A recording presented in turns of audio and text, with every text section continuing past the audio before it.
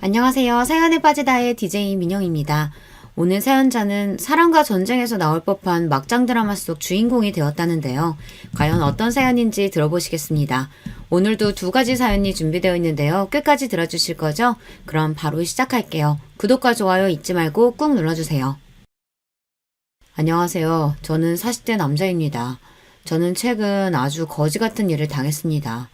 아무리 생각해도 가슴이 답답하고 속이 상해서 잠도 제대로 잘 수가 없을 정도였어요. 사실은 최근 제가 아내와 이혼했습니다. 저는 아내를 정말 많이 사랑했어요. 대학 때 CC로 만나 연애만 10년이에요. 저의 20대를 몽땅 다 아내에게 바쳤다고 해도 과언이 아닙니다. 아내는 꿈이 선생님이었어요. 대학 때부터 임용고시를 보겠다고 해서 제가 그 뒷바라지를 다 했습니다. 저는 아내가 원하는 꿈을 꼭 이루게 해주고 싶었어요. 저와 아내는 대학 때부터 연애를 오래 해서 그런지 서로의 집안 사정까지 속속들이 다 알고 있었어요. 아내네 친정이 집안 사정이 넉넉하지 않아요. 아내는 항상 꿈을 접고 가족들을 위해 많은 걸 희생하고 살았다고 하더라고요. 아내는 항상 자신의 어린 시절 이야기를 하며 가난한 게 너무 싫었고 무능력한 아버지 때문에 힘들었다고 했습니다. 남들이 들으면 자식이 무슨 그런 소리를 하냐고 못됐다고 할 수도 있지만 저는 그렇게 생각하지 않았어요. 저는 아내가 이해됐습니다. 저도 넉넉하지 않은 집안에서 장남으로 자라면서 동생을 위해 많은 걸 희생하며 살았어요. 대학 때 외국으로 교환학생을 갈 기회도 있었는데 부모님이 절대 안 된다고 하셨어요.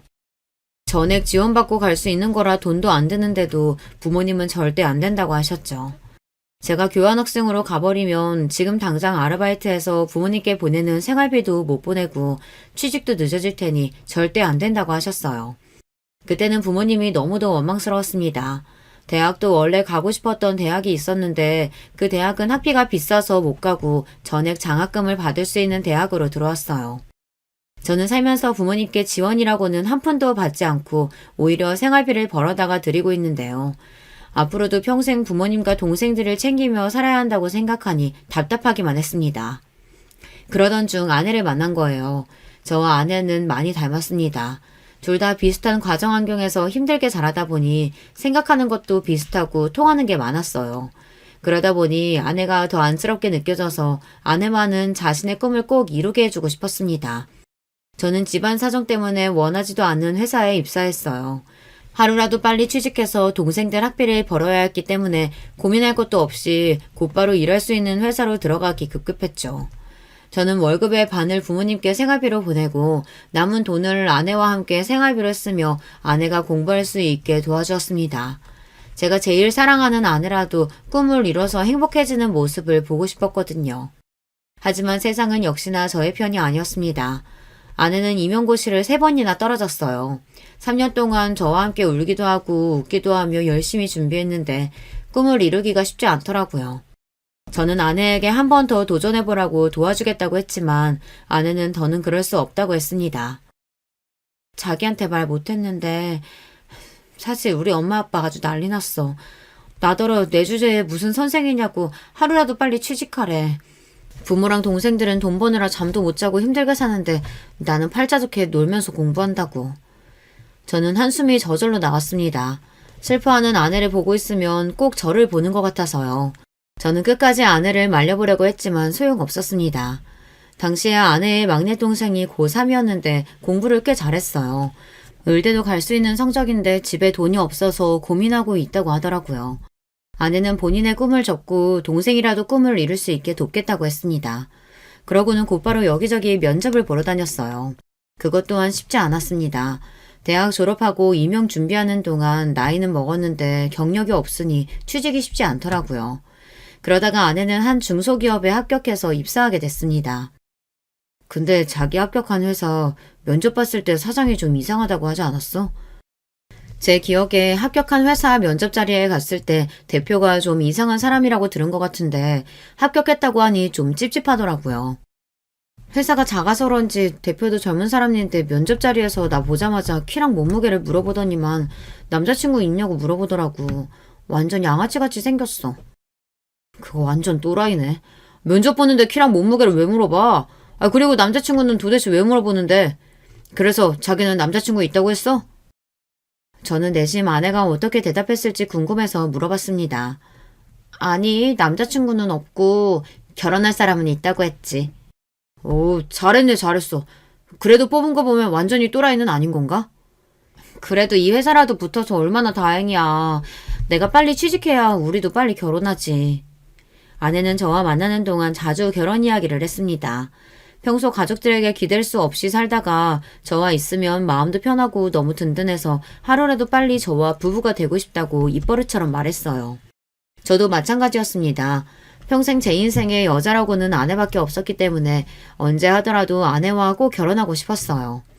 그렇게 저와 아내는 결혼했습니다.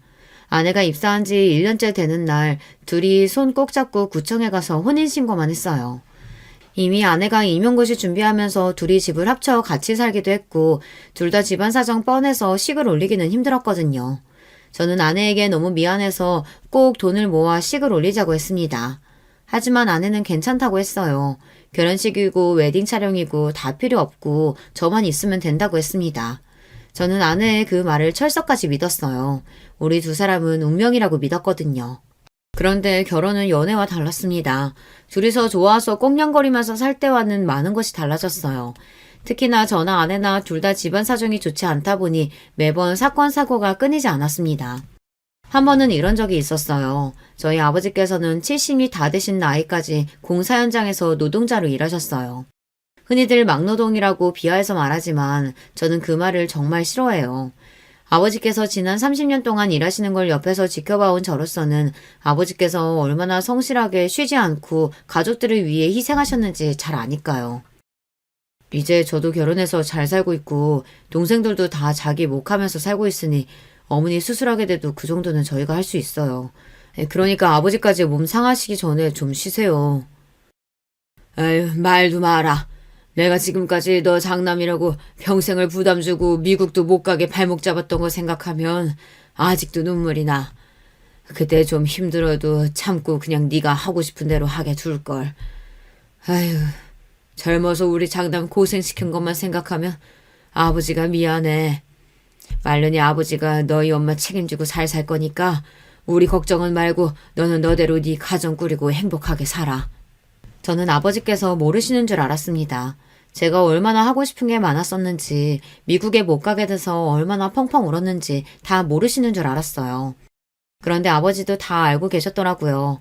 자식 하고 싶은 거 못하게 하는 부모 마음도 찢어지셨을 텐데 그 마음도 모르고 내내 원망했던 제가 너무 죄송했습니다. 아니에요. 그때 그렇게 미국 안 가고 한국에 있어서 신영이도 만난 건데요, 뭐. 저는 후회 안 해요. 그때는 진심이었습니다. 미국을 못 가게 된 건 당연히 아쉬웠지만 만약 제가 그때 미국에 갔다면 지금의 아내를 만나지 못했을 거예요. 결혼도 하고 아내와 저도 직장에서 자리 잡고 있었으니 이제는 좀 살만해지나 보다 싶었던 때였습니다. 하늘도 무심하시지 저에게 또 고난을 주셨어요. 평생 건강하실 줄 알았던 아버지께서 갑자기 돌아가셨어요. 저도 동생들도 전혀 몰랐는데 아버지께서 몇 년 전 일하시는 곳에서 건강검진을 받았을 때 선천적으로 심장 판박증을 앓고 있다고 했다네요. 의사는 바로 제대로 검사하고 치료하라고 했는데도 아버지는 자식인 저희에게도 말도 안 하고 그냥 계셨던 거예요. 어머니에게는 은연중에 이야기하셨다는데 어머니께서 바로 병원에 가보라고 했는데도 아버지는 어차피 선천적으로 알아오던 질병인데 지금까지 별다른 불편함 없이 살아왔으니 그냥 둬도 된다고 생각하셨대요. 결국은 그대로 뒀다가 문제가 생긴 거죠. 연세도 많으신데 무리해서 일하시다가 심근경색이 와서 그대로 쓰러져 손도 못 써보고 돌아가신 거예요. 저는 어릴 때부터 이런 점이 너무 화가 나고 답답했습니다. 기본적으로 사람이 아프면 병원에 가고 배가 고프면 밥을 차려 먹는 거잖아요. 저희 부모님은 그런 기본적인 것을 중요하게 생각하시지 않았어요. 웬만한 감기나 몸살 같은 건 절대 병원에 안 가고 대충 집에 있는 약이나 먹으면 끝이었죠. 워낙 돈이 없으니 병원에 가는 돈이 다 사치라고 생각했어요. 부모님은 저희에게도 그랬어요. 동생이 한밤중에 열이 39도, 40도까지 오르는데도 응급실에 갈 돈이 없다고 물수건만 애 머리에 올려주셨죠. 당시에 제가 국민학교 5학년, 6학년 정도 됐었는데 제가 보기에도 동생 상태가 너무 안 좋아 보여서 무서울 정도였는데도 부모님은 그대로 동생을 뒀었습니다. 결국은 제가 제 돼지저금통을 뜯어서 택시를 타고 응급실에 다녀왔어요. 의사 선생님 말씀이 폐렴이라고 바로 입원해야 한다고 하더라고요. 그때 느낀 게 부모가 돈이 없으면 자식도 낳으면 안 되는 거구나 라고 생각이 들었습니다. 만약 그날 제가 동생을 데리고 응급실에 가지 않았다면 동생에게 큰 일이 생겼을 수도 있으니까요. 먹는 것도 마찬가지예요. 저는 부모님께서 하루 3끼를 꼬박 차려 드시는 걸 본 적이 없어요. 하루 2끼 챙겨 드시면 많이 드신 겁니다. 그것도 고작 밥에 김치에 반찬 한두 가지 꺼내 드시는 건데도 잘 안 드세요. 그러니 저나 동생은 외식이나 배달 같은 건 거의 먹어본 적이 없죠. 그래서 제가 중학교 때부터 아르바이트를 한 겁니다. 아버지 상황이 항상 안 좋다 보니 용돈은 뭐 받을 수도 없는 건 당연했어요. 그러다 보니 제 용돈은 제가 벌어야 했습니다. 그래도 중학교 때까지는 제가 번 돈으로 동생들 간식도 사주고 용돈도 줄 수 있었는데 고등학교에 들어가면서부터는 제가 아르바이트해서 번 돈도 일부는 아버지께 드려야 했어요. 어머니께서 큰 수술을 받아서 병원비로 달에 몇백씩 들어갔거든요. 지금만 생각해보면 아버지의 마음을 아예 이해 못하는 건 아니에요. 어머니께서 평생 심장병으로 아파서 매일 병원 신세를 졌었는데 당신까지 심장에 문제가 있어서 병원에 다니기 시작하면 자식들이 고생할 게 뻔하니 그냥 얘기하지 말자 싶으셨던 것 같기도 해요. 아무리 그래도 그렇지 어떻게 이렇게 허망하게 가실 수 있는지 모르겠어요. 아버지께서 그렇게 돌아가시는 바람에 자식인 저는 한참을 후회하며 마음 아파해야 했으니까요. 하지만 마음껏 힘들어할 수도 없었던 게 현실로 닥친 문제가 있었습니다. 바로 어머니였어요. 어머니께서 젊어서부터 여러 번의 수술과 병원 치료를 받으면서 몸이 좋지 않으셨어요. 기저귀도 차고 계셨고 거동도 쉽지 않아 휠체어 생활을 하십니다. 아버지가 계실 때는 아버지께서 일하시면서도 모든 간호를 다 하셨어요. 그런데 아버지께서 갑작스레 돌아가셨으니 어머니의 간호도 문제였죠. 남동생이 부모님 댁에서 같이 살고 있긴 했지만 아직 결혼도 안 한 젊은 남동생이 어머니를 모시기에는 무리가 있었습니다. 나도 한다고 하는데 내가 하는 게 엄마도 힘든가 봐.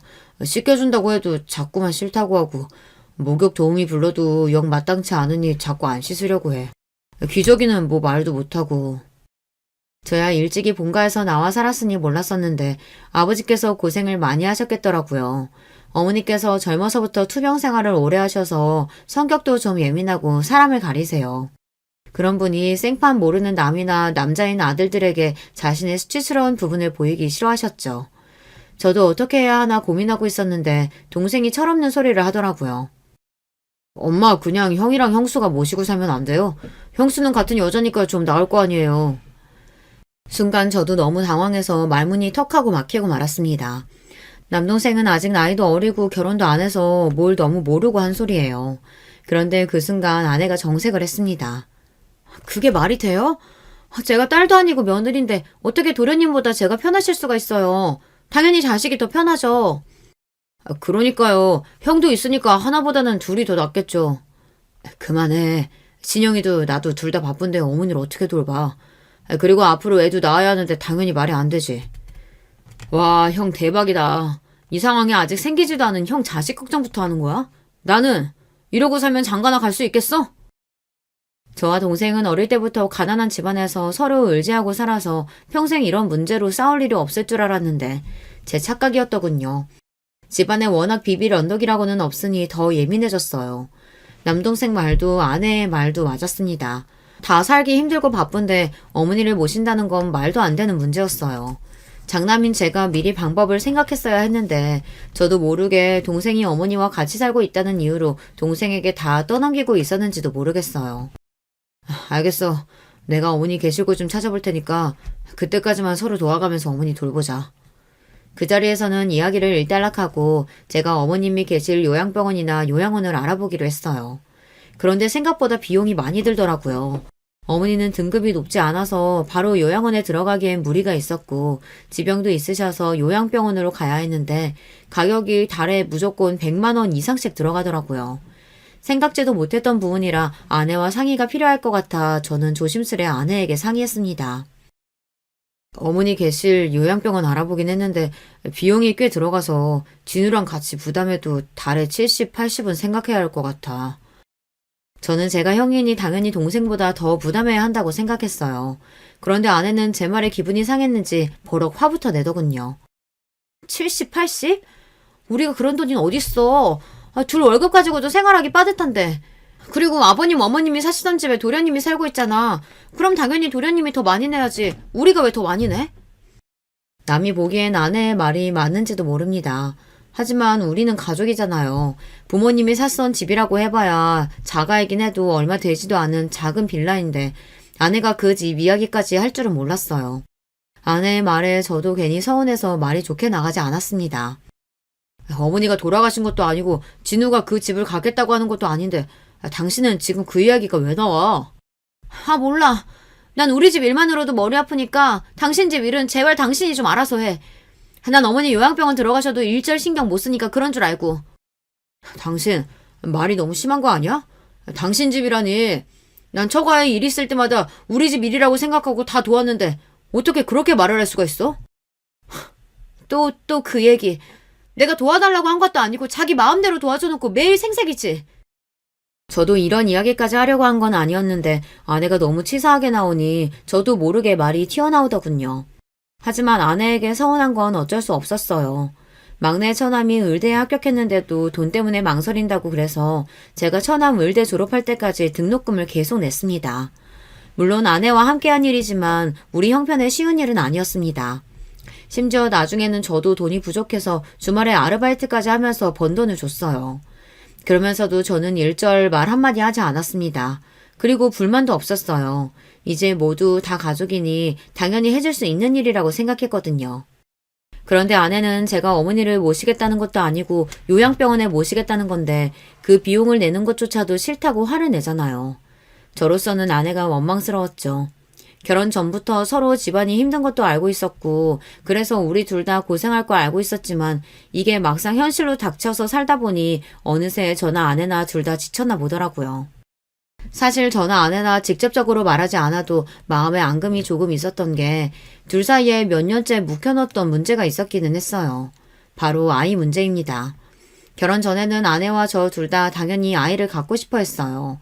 저나 아내나 둘 다 아기들을 너무 예뻐해서 연애할 때부터 결혼하면 애는 꼭 2명 이상은 낳자고 이야기는 했습니다. 그때는 둘 다 대학생이었으니 뭘 모르고 순진했던 거죠. 현실이 그렇지가 않더군요. 결혼 초기에 아내가 들어간 직장에서 처음엔 적응을 잘 못했어요. 그래서 종종 회사를 그만두고 싶다고 옮기고 싶다는 이야기를 하더라고요. 저도 아내의 마음을 이해하긴 했지만 바로 그만두라고 말할 수가 없었던 게 아내가 임용 준비하느라 남들보다 취직을 늦게 하기도 했고 그 회사도 어렵게 입사한 거라 섣불리 그만두라고 할 수가 없었어요. 더군다나 당시에 처남이 의대에 다니며 등록금을 우리가 부담하고 있는 상황이었으니 아내까지 회사를 그만두면 저 혼자 생활이 감당이 안 될 것 같았죠. 그런데 그런 상황에서 어느 날 아내가 갑자기 아이가 갖고 싶다고 했어요. 우리 결혼한 지 1년도 넘었고 나이도 있는데 이제 슬슬 아이 가져야 하지 않을까? 내 친구들 조카들 낳는 거 보니까 너무 부러워. 나도 아이 키우고 싶어. 그때 저도 좀 피곤하고 예민했는지 아내의 말이 좋게 들리지 않았습니다. 아내가 회사가 힘들어서 그만두고 싶어서 자꾸 아이를 갖자고 하는 것처럼 들렸어요. 그래서 저도 아내의 말을 고지고대로 듣지 않고 지금 당장 우리 부부에게 닥친 일만 이야기해버렸어요. 지금 우리 형편에 애를 어떻게 가져? 난 부모가 경제적으로 여유도 없는데 괜히 자기들 욕심 때문에 애 낳는 건 아니라고 생각해. 평소 아내에게 단호하게 제 고집을 피우는 성격이 아닌데 아이 문제에 있어서는 제 생각이 명확했어요. 우리 집이나 처가나 형편이 되지도 않는데 자식만 둘, 셋씩 낳아서 지원도 제대로 못 해주고 평생 자식들 고생시키는 게 너무 싫었거든요. 그래서 저는 꼭 형편이 나아졌을 때 하나만 낳아서 곱게 키우고 싶었어요. 그런데 아내는 제 생각과 달랐습니다. 애를 낳는 건 다 때가 있다고 했어요. 자기 말대로면 우리는 아마 평생에 못 낳아. 우리 양가 집안을 좀 봐. 이게 몇 년 안에 사정이 좋아지겠어? 상황 좋아지고 낫겠다고 하면 아마 우리 둘 다 환갑일걸? 아내는 입술을 삐죽이며 중얼거렸습니다. 저도 거기서 그만했어야 했는데 아내가 제 말을 오해하는 것 같아 한 번 더 하게 됐어요.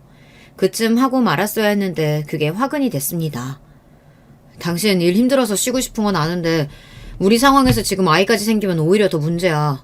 앞으로 더 나아질 테니까 조금만 더 힘내자. 저는 조금만 더 고생하면 분명히 좋아질 거라는 말을 하고 싶었던 건데 아내는 다른 말에 꽂혀서 갑자기 인상을 구기더니 화를 내기 시작했습니다. 당신 말을 왜 그렇게 해? 내가 지금 일하기 싫어서 애 갖겠다는 거야? 사람을 물어보고. 됐어. 다시는 애 낳자는 이야기 안 할 테니까 걱정하지 마. 그런 의도로 이야기한 건 아니었는데 아내가 저한테 화가 많이 났는지 문을 확 닫고 들어가 버리더라고요. 그때 이후로 아내와 제 사이는 말로 표현하기 어렵지만 달라졌어요. 아내는 저에게 종종 이유도 없이 불만이 있는 사람처럼 짜증을 냈고 양가 다 상황은 나아질 기미가 보이지 않으니 당연히 아이 이야기는 누구도 꺼내지 않았습니다. 제가 이기적인 건지도 몰라요.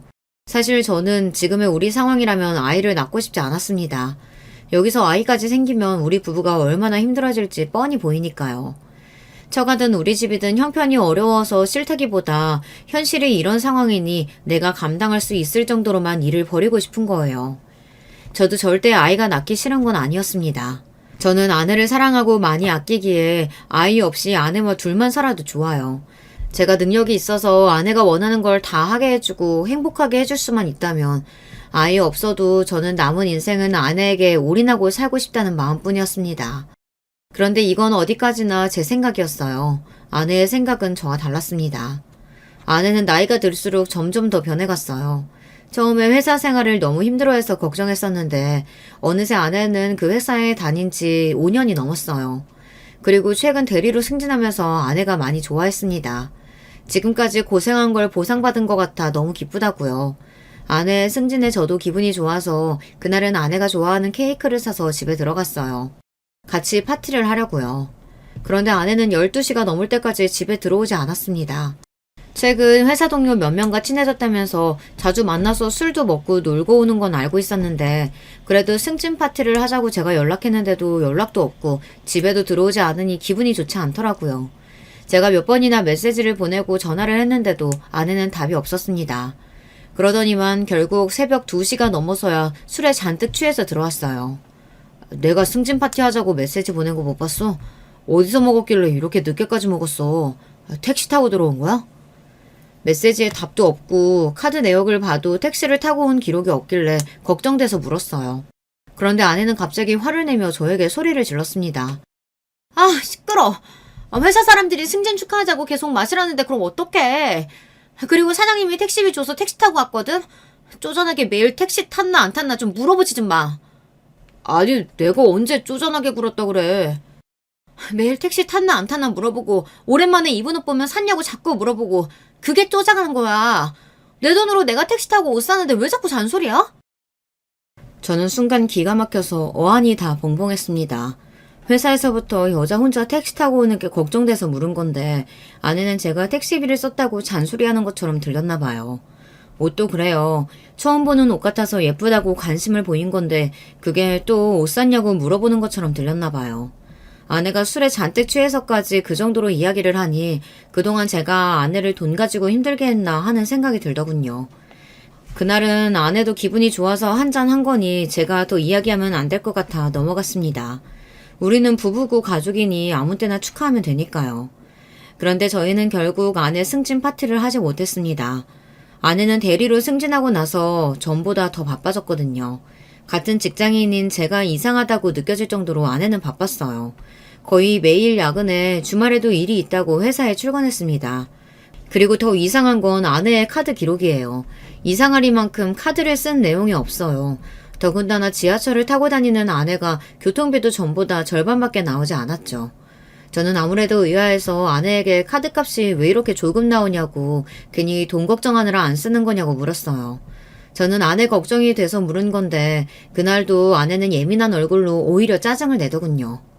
아 정말 당신 요즘 왜 이렇게 귀찮게 꼬치꼬치 물어봐? 회사 동료 중에 차 산 사람이 있어서 근처까지 데려와줘서 지하철 안 타서 그래. 진짜 별걸 다 물어보네. 부부끼리 물어볼 수도 있지 왜 그렇게 짜증을 내. 아 몰라. 나 요즘 회사 일 많아서 피곤하고 예민하니까 자꾸 건들지 마. 제가 무슨 이야기를 할 때마다 아내는 회사 핑계를 댔습니다. 대리되고 나서 일이 많아져서 예민하다고요. 아내의 행동이 전과는 달라진 게 저는 내내 신경이 쓰였어요. 여자의 촉만 무서운 게 아닙니다. 남자 촉도 무시 못해요. 최근 아내가 하고 다니는 짓이 아무래도 이상하더니만 역시나 아내는 저에게 숨기는 게 있었어요. 글쎄, 불륜 현장을 저에게 딱 걸리고 말았습니다.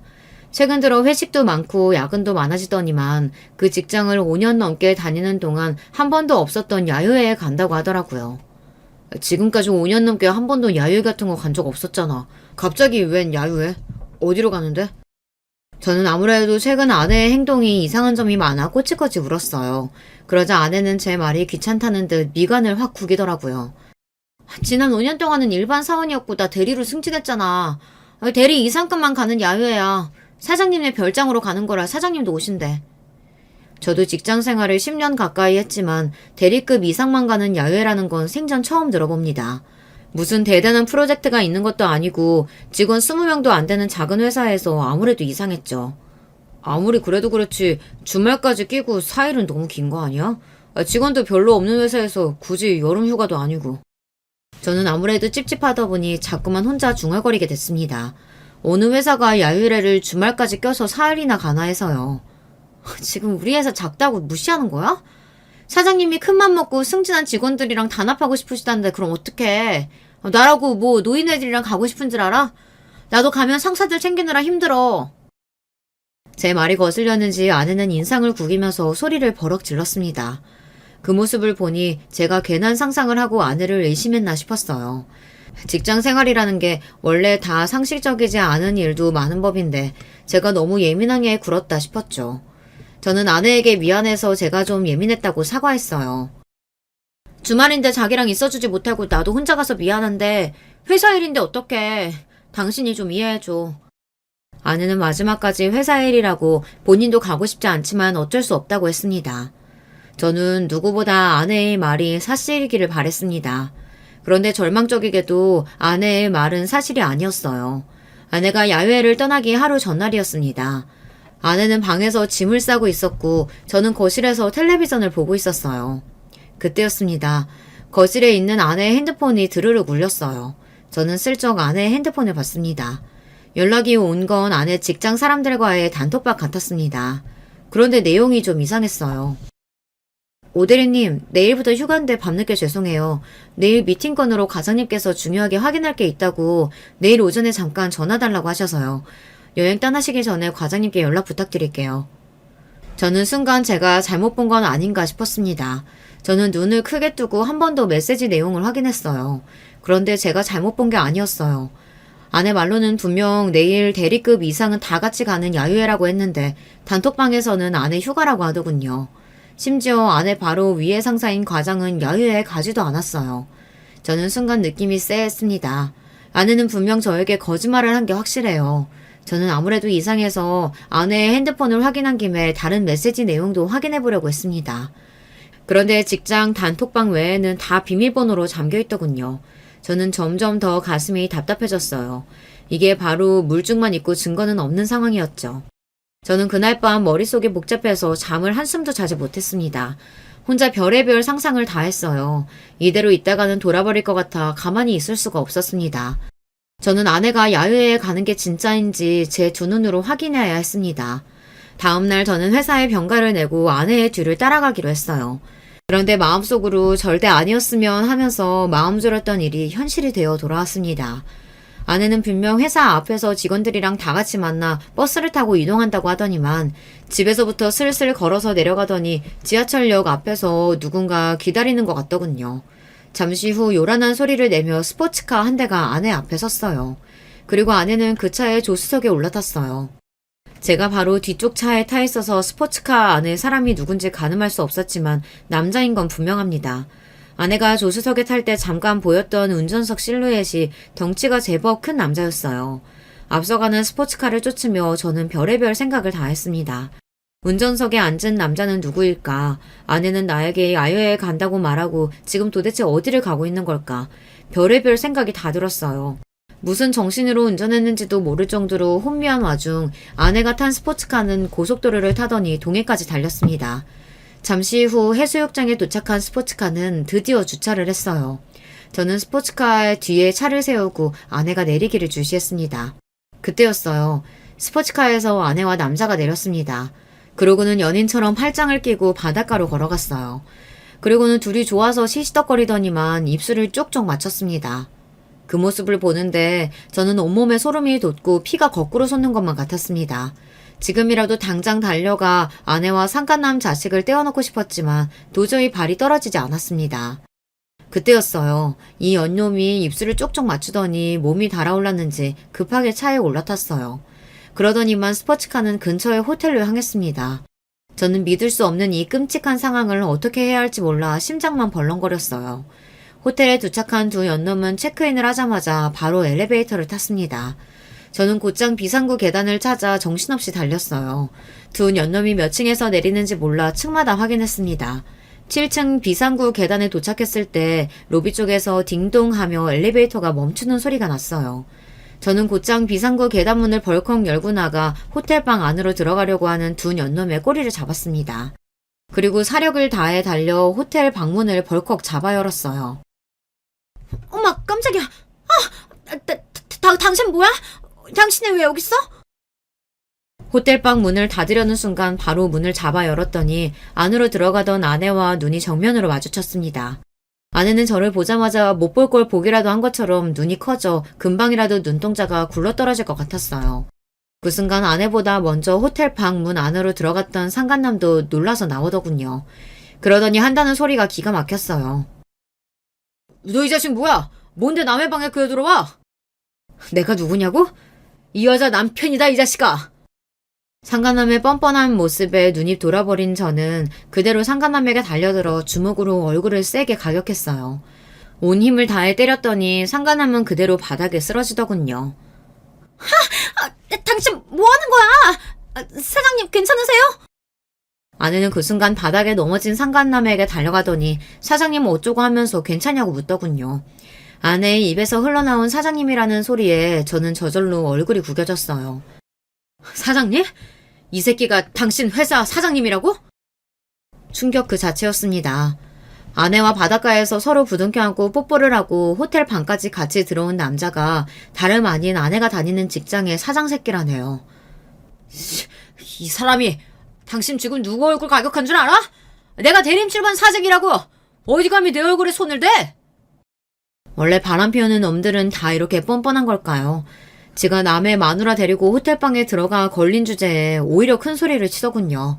덕분에 다른 방에 있던 손님들까지 다 나와서 오리를 구경했어요. 그래, 너 말 잘했다. 잘나신 대림출판 사장님께서 자기 회사 여직원을 데리고 호텔방에 와? 그것도 유부녀를? 아니, 이 사람이 지금 여기가 오지라고 무식하게 큰 소리야. 우리 여기 사람도 많으니까 좀 진정하고 방에 들어가서 얘기하죠. 그제야 상황 파악이 되는지 돼지 같은 사장놈은 그제야 저를 진정시키고 방에 들어가 이야기하자고 했습니다. 이 새끼가 남의 마누라 가로채놓고 너야말로 어디서 큰 소리야? 너 진짜 오늘 내 손에 죽어볼래? 사장 새끼 하는 짓이 갈수록 지랄이라 저는 참아줄 수가 없었어요. 이판사판 여기서 결판을 내야겠다 싶었습니다. 저는 다시 달려들어 한 대 더 치려고 하는데 순간 아내가 제 앞을 막고 섰어요. 그만해. 사람들 다 보는데 무식하게 뭐하는 짓이야. 순간 저는 기가 막혀서 한숨이 절로 튀어나왔습니다. 아내가 이렇게 뻔뻔한 여자인 줄은 꿈에도 몰랐어요. 바람 피우는 장면을 딱 걸리고도 쪽팔린 줄을 몰랐죠. 뭐? 남편한테 거짓말하고 호텔방에 바람 피우러 온 주제 무식? 당신이야말로 정신 나간 거 아니야?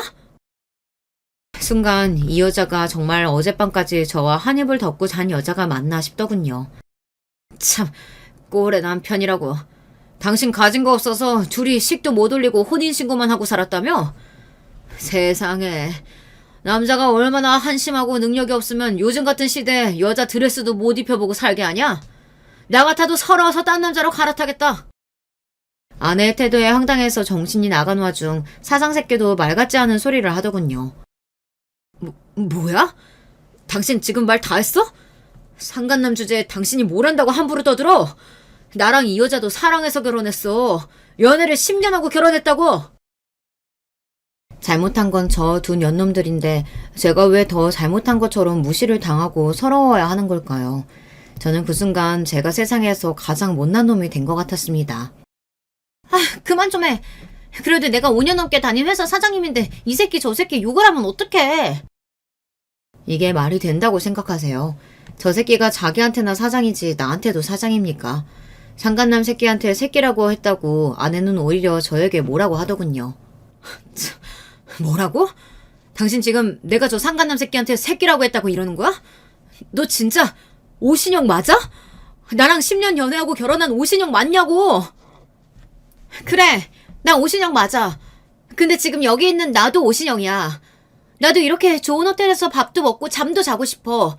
매일 거지 같은 집에서 돈 걱정하면서 구질구질하게 살고 싶지 않다고. 아내는 마치 이 순간을 기다리기라도 한 것처럼 울분을 토해냈습니다. 자신이 바람을 피운 게 꼭 나 때문인 것처럼 본인이 억울해서 소리쳤어요. 아내와 사는 동안 같이 누워서 드라마나 영화를 보며 그 속에 나오는 상간남 상간년들을 보며 함께 손가락질하며 본 적이 있어요. 어쩜 저렇게 사람을 속이고 더러운 짓을 할 수 있냐고요. 그러던 아내가 자신은 잘못한 게 하나도 없는 것처럼 저에게 적반하장으로 굴었습니다. 심지어 저와 사는 게 구질구질하다네요. 내가 이 구질구질한 현실에서 벗어나려고 얼마나 노력했는지 당신이 제일 잘 알잖아. 연애할 때부터 내내 당신 뒷바라지하고 결혼해서는 처남 을사 만들겠다고 우리 애도 안 갖고 일만 하면서 그렇게 아등바등 열심히 살았잖아. 근데 당신이 이제 와서 어떻게 나한테 이래? 말을 하면 할수록 제 처지가 너무 처량하고 불쌍해서 저절로 눈물이 펑펑 쏟아졌습니다. 그런데 그 순간 아내는 너무도 차가운 눈빛으로 저를 쏘아보며 한심하다는 듯 한숨을 쉬었어요. 또 그 얘기야? 그래, 나도 알아. 나 임용 준비하는 동안 당신이 내 뒷바라지하고 결혼해서 사는 동안 우리 집 챙기느라 고생한 거.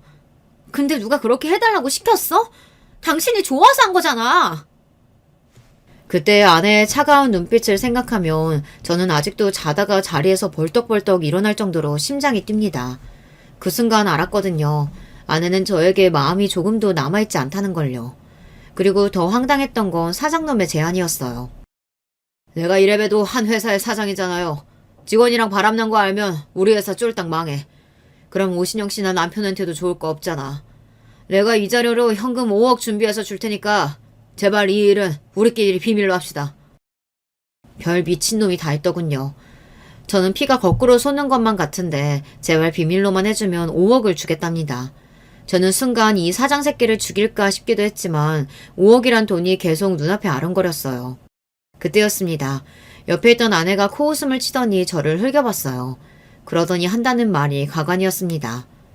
뭘 고민하는 척을 해. 당신 돈 좋아하잖아. 이왕 이렇게 된 거 그냥 5억 받아. 나랑 이혼하고 그 돈으로 행복하게 살면 되잖아.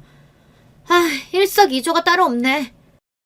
뭐, 당신 말 다 했어? 당신은 정말 나랑 이혼하겠다는 거야? 내가 당신한테 바람 피우는 거 걸렸다고 당신 뭐 착각하나 본데. 나 사장님 사랑해. 우리 그냥 불륜 아니야. 그러니까 이혼해줘. 나 남은 인생은 사장님이랑 살래.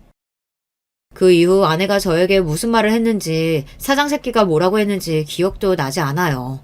제 기억엔 아내가 사장을 사랑한다고 했던 말만 기억나요. 그리고 저는 사장이 건넨 종이에 사인을 했습니다. 아내와 사장 새끼의 불륜 사실을 일절 누구에게도 발설하지 않겠다고요. 그리고 며칠 뒤 집 앞으로 웬 박스가 도착했어요. 박스에는 정말 현금으로 5억이 들어있더군요. 아내와 저는 이혼했어요. 아내는 제가 5억을 받았다는 사실을 가지고 저를 조롱했지만 저는 아무 말도 할 수가 없었습니다. 제가 무슨 말을 해도 아내가 제가 아닌 그 새끼를 선택했다는 사실은 변함이 없으니까요. 그로부터 반년을 저는 회사 집만 다니며 아무것도 하지 않았습니다. 5억이 든 가방은 그대로 방에 놔둔 채 말이죠. 그런데 얼마 뒤 아내와 사장 새끼가 여전히 불륜 상태로 계속 만나고 있다는 사실을 알게 됐어요. 분명 저와 이혼만 하면 둘이 곧바로 재혼할 것처럼 굴더니만 사장 새끼는 이혼하지 않은 것 같더라고요. 며칠 뒤 막내 처남에게 전화가 왔는데 저에게 미안하다면서 누나도 벌 받고 있다고 했어요. 사장 새끼가 아내와 이혼은 절대 안 된다며 계속 연애만 하자고 했다네요. 그 소리를 듣는데 저는 제가 놓치고 있었던 게 있다는 걸 알게 됐습니다. 우리 가정만 박살난 거예요. 그 사장 새끼는 아무것도 잃은 게 없었죠. 그리고 얼마 뒤 대망의 날이 밝았습니다. 저는 이날만을 기다렸습니다. 저는 곧장 사장이 사는 집으로 찾아갔어요. 그리고 사장 아내의 아내를 받고 그 집 안방으로 들어갔습니다. 잠시 뒤 충격적인 일이 벌어졌어요. 저와 사장 아내가 침대 매트리스 위에 있는데 안방문을 사장이 벌컥 열고 들어왔습니다. 그러더니 저와 사장 아내의 모습을 발견하고 놀라서 눈이 휘둥그레졌죠. 뭐야? 너희들 여기서 뭐 하는 거야? 너 이 새끼, 너 오대린 남편 맞지? 네가 여기 왜 있어? 설마 네가 내 마누라 꼬신 거야? 왜? 너는 내 마누라 마음대로 꼬시는데 나는 네 마누라 꼬시면 안 되냐? 이 자식이 감히 뚫린 입이라고 함부로 떠들어. 나한테 5억이나 뜯어가놓고 이런 짓까지 하면 네가 무사할 줄 알아? 너 내가 지금 당장 고소할 거야. 고소? 어디 할 수 있으면 한번 해봐. 내가 당신은 더러운 짓 발설 안 하기로 하고 5억을 받은 거지.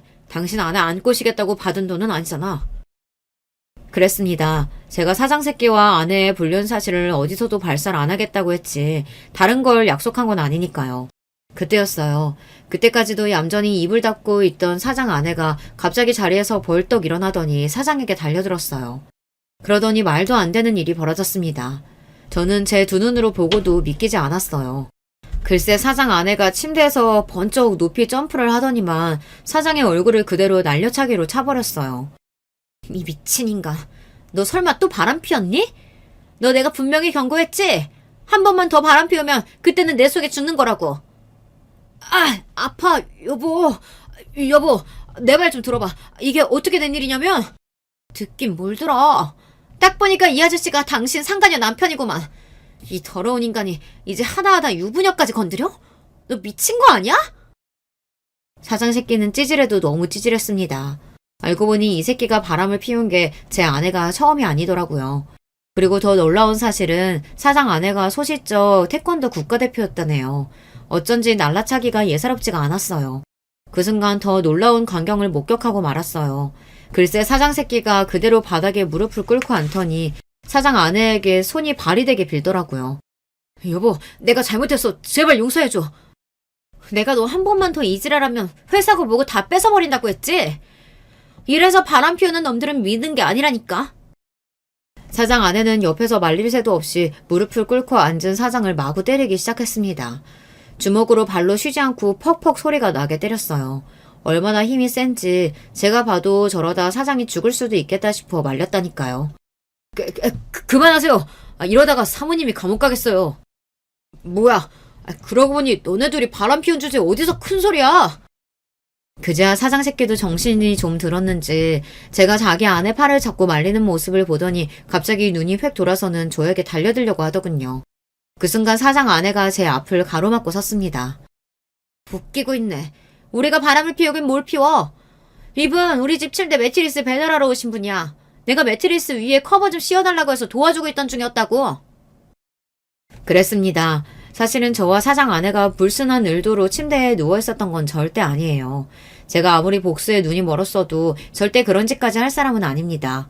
물론 사장이 오해하도록 제가 의도한 상황이긴 했지만요. 몇 개월 전 저는 일부러 사장 아내에게 접근했습니다. 연신 주변을 맴돌며 저희 가구점에서 파는 물건을 뭐라도 사게 하려고 사력을 다해 꼬셨어요. 그래서 결국 매트리스를 하나 판매했습니다. 그리고 일부러 사장이 집에 들어오는 시간에 맞춰 매트리스 배달을 제가 직접 온 거예요. 그래서 사장이 왔을 때 뭔가 야릇한 상황을 보이게 하려고 제가 상황을 만든 겁니다. 역시나 사장은 제가 만든 덫에 그대로 걸린 거고요. 뭐야? 그럼 이 자식이 일부러 나 속인 거네? 내 입으로 바람 피운 거 불게 하려고? 너 이 자식 이리 와! 너 내가 가만 안 둬! 그랬습니다. 아내와 사장 새끼가 바람을 피운 거 제 입으로 발설 안 한다고 했지 본인이 말하는 것까지 제가 말릴 필요는 없으니까요. 가만 안 두면 뭘 가만 안 둬. 나한테는 위인이구만. 그리고 너 내 말 잘 들어. 앞으로 너는 네 손으로 아무것도 할 수 없을 거야. 지금 이 순간부터 네가 가지고 있는 건 내가 다시 다 뺏을 거니까. 이런 상황까지 예상한 건 아니었는데 그래도 그날만큼은 하늘이 제 편이었는지 저의 복수는 완벽했습니다. 알고 보니 사장이 운영하는 회사가 원래는 장인의 회사였더라고요. 결혼 전에는 쥐뿔도 없었다가 지금의 아내와 결혼하면서 회사도 물려받은 거고요. 그로부터 며칠 뒤 그 사장 새끼가 잘렸다는 이야기를 전해 들었습니다. 회사에서 쫓겨나기만 한 게 아니라 사장 아내와도 이혼 소송 중이라네요. 더군다나 더 대박인 것은 제 아내가 사장 아내에게 상간녀 소송까지 당했다는 겁니다. 고민 끝에 매트리스를 팔아서라도 사장 아내를 찾아가길 잘한 것 같아요. 저야 대단한 복수를 하고 싶어도 가진 게 없어서 할 수 있는 게 많지 않았었는데 사장 아내는 저와 달리 사장 새끼 정도는 가지고 놀 수 있을 정도로 능력이 있는 사람이라 한순간에 사장을 나락으로 떨어뜨렸더라고요. 사장 아내도 대단한 게 이혼 소송을 시작하자마자 지금까지 사장 새끼가 저지른 만행을 다 잡아 회사 사내 게시판에 공표하고 기자까지 불러 기사를 냈어요. 그동안 사장이 갑질을 하고 여자 직원들을 상대로 성적인 발언을 하거나 회식 때마다 추행한 사실까지 증거를 잡아 아예 매장을 시켜버렸어요. 전 아내도 마찬가지였습니다. 사장과 바람피운 강큰 상간녀라고 회사 사내 게시판에 직접 올렸더라고요. 망신도 그런 개망신이 없으니 당연히 아내도 회사를 그만뒀죠. 아내의 불륜 사실을 알고 나서 단 하루도 마음 놓고 잠든 적이 없었는데 요즘 저는 아주 두 다리 쭉 뻗고 잡니다. 제 가슴에 대못을 박은 연놈들이 다 망해버렸으면 좋겠다고 매일 생각했었는데 저의 바람대로 됐으니까요. 저는 최근 새로 이사도 하고 직장도 옮겼습니다. 아내와 이혼하면서 저에 대해서도 많이 돌아봤는데 지금까지 너무 남을 위해서만 살아왔다는 생각이 들더라고요. 지금부터라도 제가 하고 싶은 일을 하며 저를 돌보며 살고 싶다는 생각이 들었어요. 그래서 어린 시절 꿈이었던 영화사에 취직했어요. 물론 이 나이에 무슨 주책이냐고 하실 수도 있지만 저는 마치 20대로 돌아간 것처럼 새로운 마음으로 열심히 하고 있습니다. 지난 날은 다 잊고 새로운 출발을 하는 저를 위해 여러분께서 응원하는 댓글 많이 남겨주시길 바랍니다. 어디선가 저를 응원해주는 사람들이 있다고 생각하면 저에게 많은 힘이 될 것 같아요. 저의 막장 이야기 끝까지 들어주셔서 감사해요. 여러분의 가정은 언제나 편안하시길 바라겠습니다. 안녕하세요. 저는 서울에 살고 있는 50대 남자입니다. 제가 몇 년 전 겪었던 황당한 일을 좀 함께 이야기해보고 싶어서 사연을 보내드립니다. 저는 결혼을 좀 늦게 했습니다. 딱 40살 때 결혼을 했는데 좀 사정이 있었죠. 아내는 부끄럽지만 13살 연하의 아가씨였고요. 간호조무사로 일하다가 제가 병원에서 만나 호감이 생겨 결혼까지 하게 된 상황이었습니다. 물론 당시 아내도 27세나 되었으니 그리 어린 것은 아니었는데 저와의 나이 차이는 제법 났던 터라 친구들한테 도둑놈이라고 욕 꽤나 얻어먹었던 기억이 있네요. 그런데 사실상으로 저한테 그게 첫 결혼은 아니었고요. 물론 호적상으로는 첫 결혼이었습니다만 그 이전에 사실혼 관계인 사람이 있기는 했었습니다. 법적 결혼까지 가지는 못했지만요. 원래 20살 때 고등학교 졸업하고서 바로 취업해서 돈을 벌기 시작했었는데 그 시절에 만난 사람이었죠. 20 초반 애들이 뭘 알았겠습니까?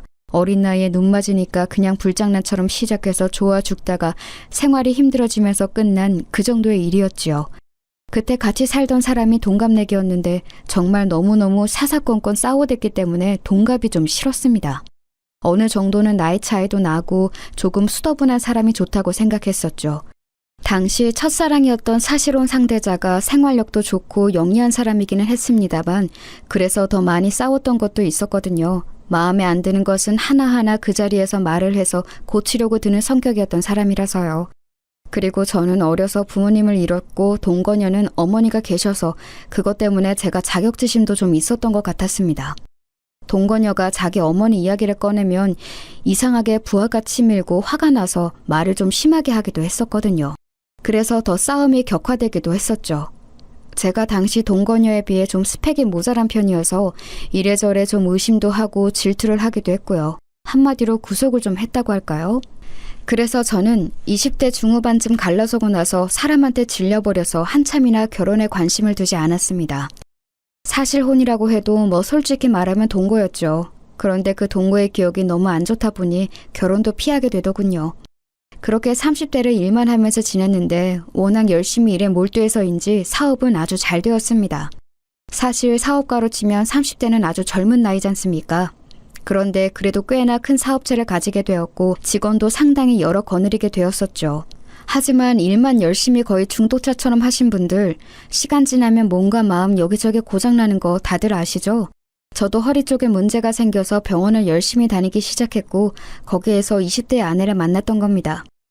일 중독자로 살았던 허한 마음에 젊은 아가씨가 잘해주니 곧 마음이 녹아내렸고 사귀자고 고백하고 만난 지 반년 만에 결혼하게 되었죠. 상당히 빠른 결정이기는 했습니다. 그런데 첫 사실혼 경험 당시 알았던 것이 저 사람에 관련한 모든 것에 잘해주자는 것이었습니다.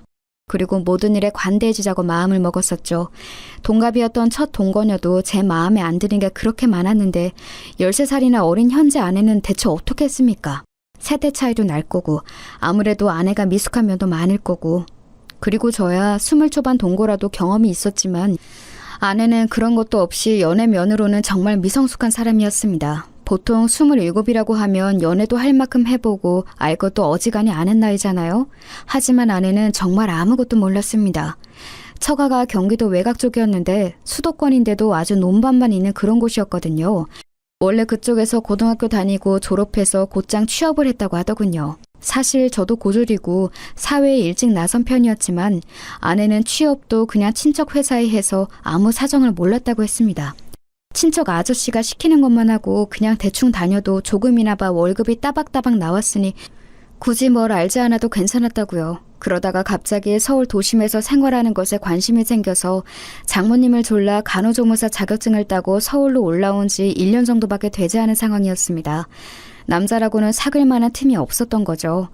회사에 다닐 때는 친척 아저씨가 지켜보고 있으니 연애가 시작될 리가 없었고 간호조무사 자격증을 따면서부터는 너무 바빴다고 하더라고요. 처가는 장모님 혼자서 계셔서 홀어머니로 아내를 키우셨고 그래서인지 가정생활에 대해서 아무것도 몰라서 제가 처음에 애를 좀 먹었습니다.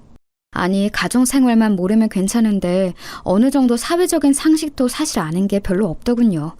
그래도 저는 생활 환경이 달라서 그런 거고 너무 어리고 순진한 사람이니 제가 잘해줘야 한다고 생각했습니다. 그래서 결혼 전에도 일부러 시간을 내서 처가에 내려가서 장모님을 뵙고 오고는 했었죠.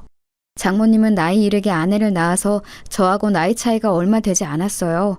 20에 아내를 낳으셨다고 하더라고요. 그래서 저희 결혼할 당시에 47세셨고 저하고는 7살 차이밖에 나지 않았죠.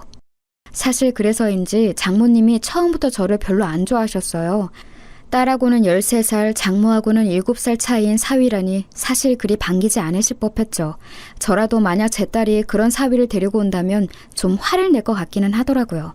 하지만 그래도 저와 아내가 정말로 사랑하고 있으니 잘 좀 봐달라는 뜻으로 선물 공세도 하고 현금도 용돈이라는 명목으로 상당히 많이 드렸습니다.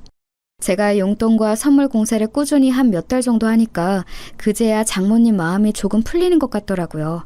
여전히 저를 동네 친구들한테 자랑하기는 좀 꺼려하시는 모양이었지만요. 그래서 저는 처가에서 장모님의 환영은 받지 못하는 어정쩡한 상태로 아내와 신혼생활을 시작했습니다. 처가 식구는 장모님 딱 한 분이었는데 그 동네에 그래도 장모님의 친척분들이 같이 살고 계시는 동네라서 그렇게 외롭지는 않다고 하시더군요.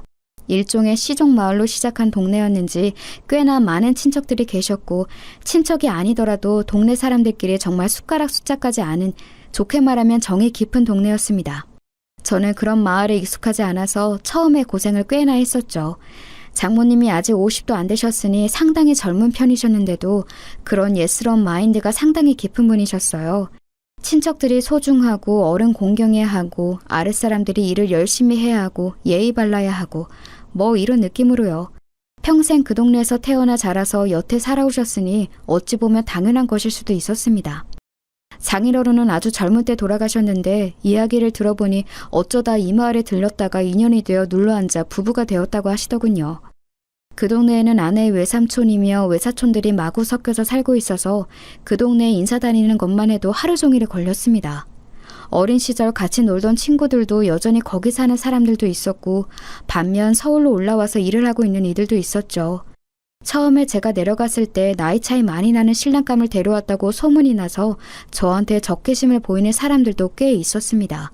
결국은 제가 마음을 열고 관대하게 선물을 베풀고 먹을 것도 많이 나눠주면서 마음을 얻어야 했는데요.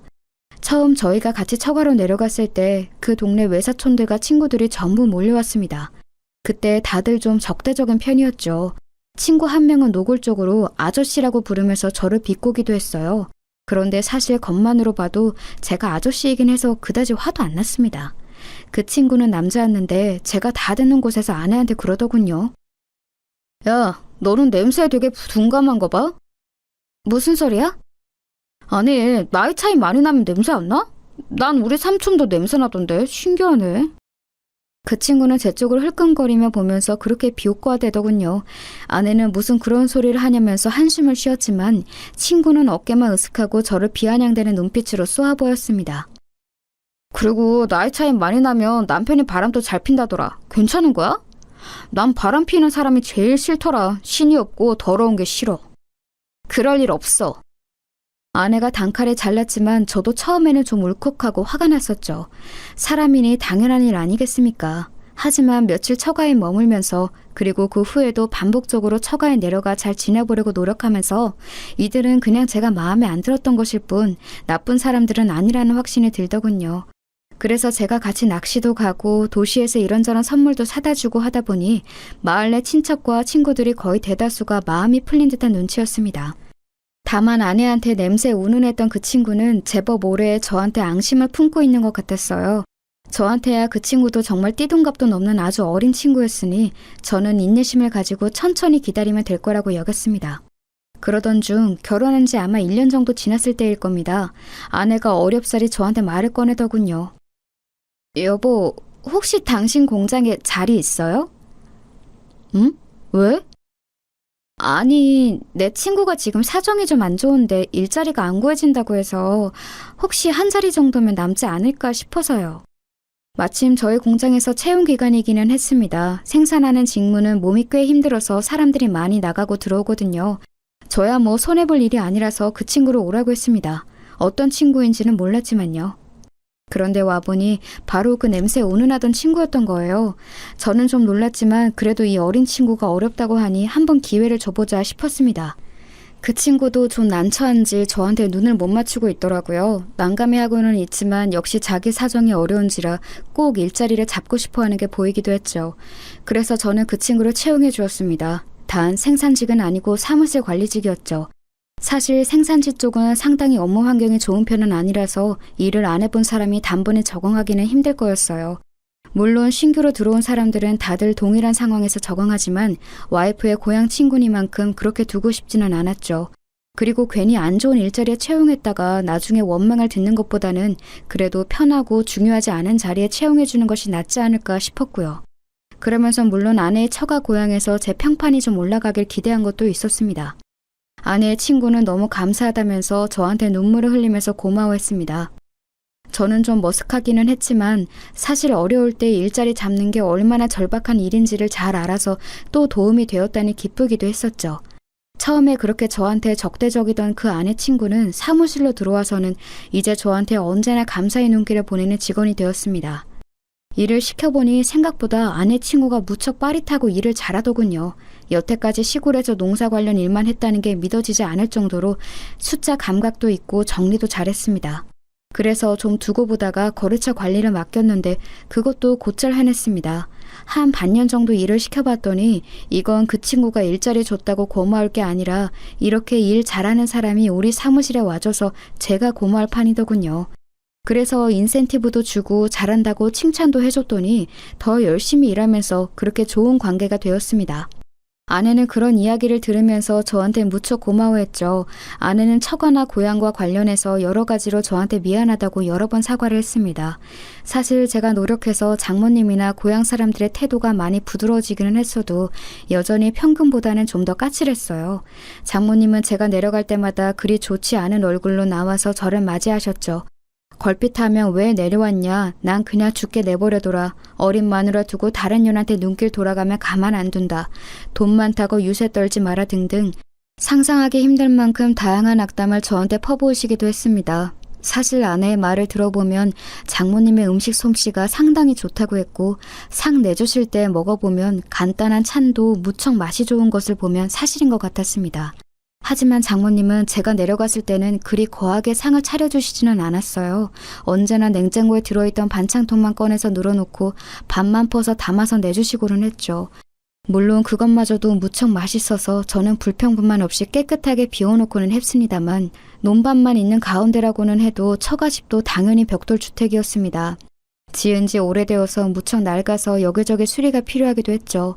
장모님은 집에 남자가 없어서 집 고칠 곳에 하나도 손을 못 댔다면서 제가 내려가면 언제나 집 수리할 곳에 저를 데려가 세워놓고는 했습니다. 하지만 제가 전문가도 아닌데 어떻게 지붕이나 비새는 곳, 벽 곰팡이 핀 곳을 다시 고쳐놓겠습니까?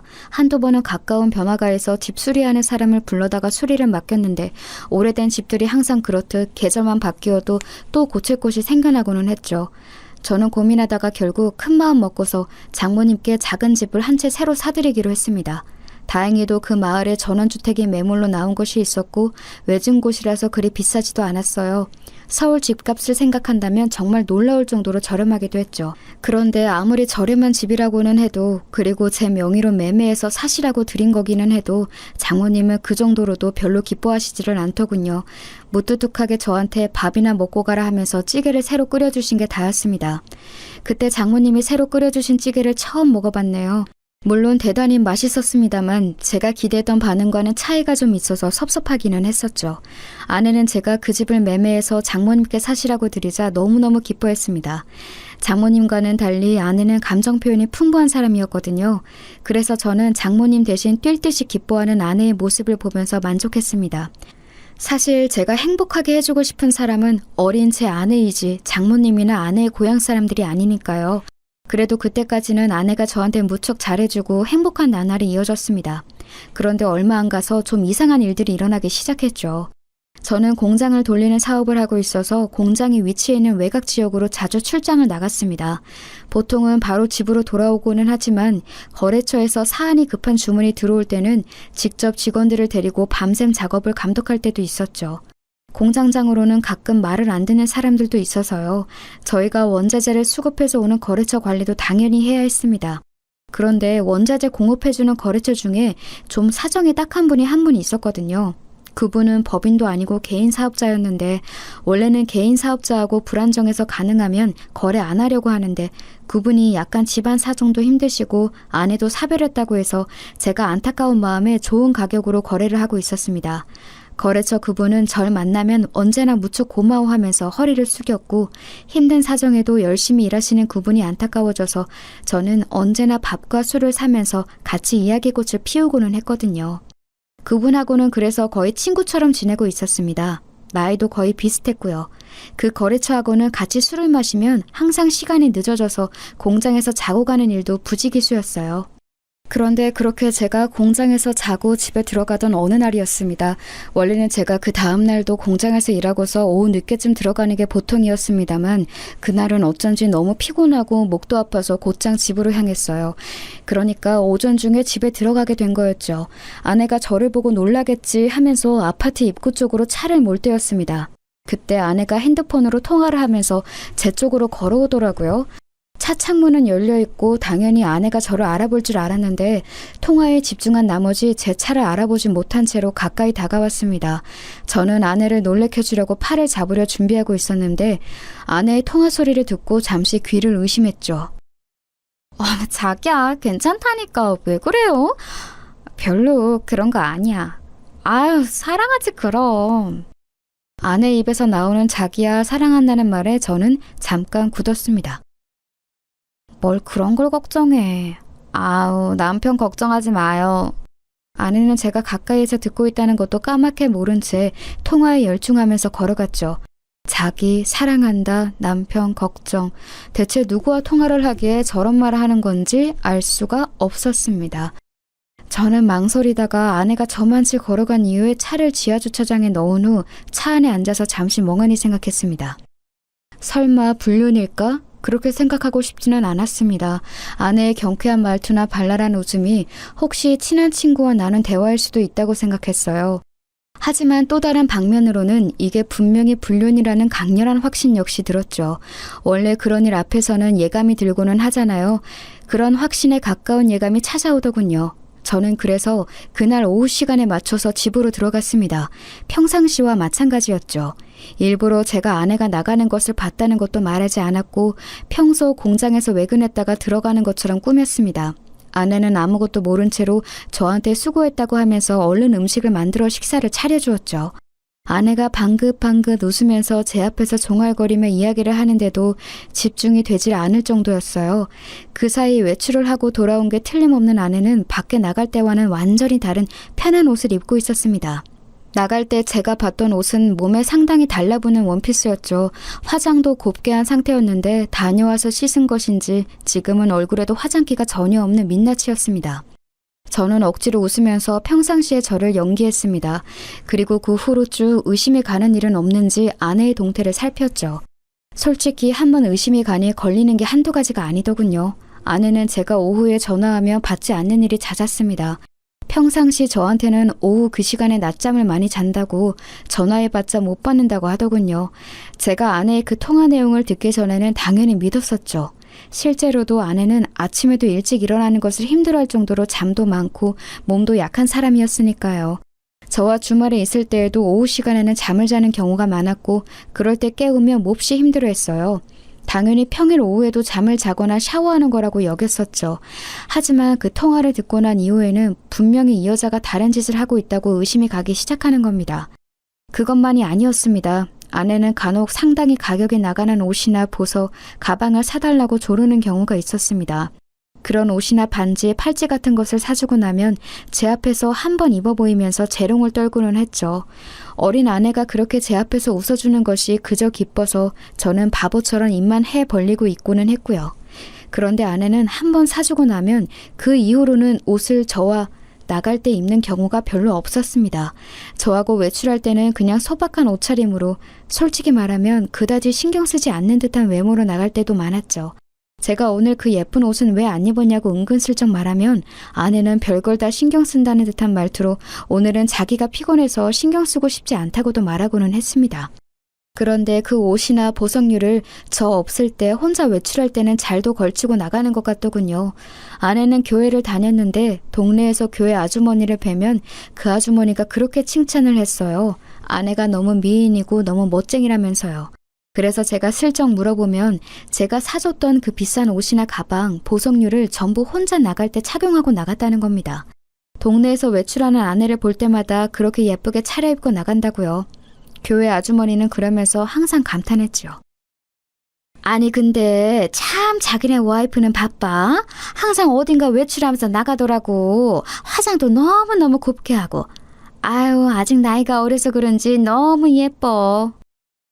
아주머니는 정말 순수하게 칭찬의 뜻으로 하신 말씀이었지만 제 귀에는 다르게 들릴 수밖에 없었죠.